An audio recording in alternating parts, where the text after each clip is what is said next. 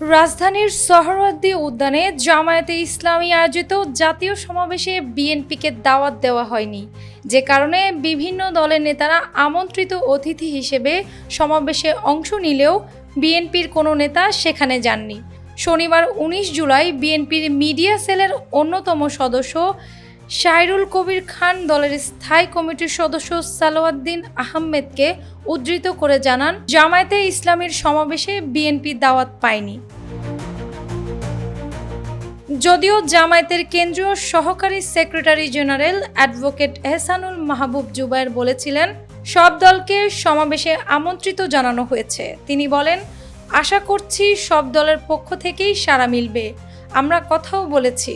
সব দলের নেতৃস্থানীয় পর্যায়ে যোগাযোগ অব্যাহত রয়েছে। ৭ দফা দাবিতে রাজধানীর সোহরাওয়ার্দী উদ্যানে বাংলাদেশের জামায়াতে ইসলামীর জাতীয় সমাবেশ হয়েছে। শনিবার ১৯ জুলাই দুপুর ২টায় কোরআন তিলাওয়াতের মধ্য দিয়ে আনুষ্ঠানিকভাবে সমাবেশ শুরু হয়। অ্যানি আক্তার, বাংলা বাজার পত্রিকা।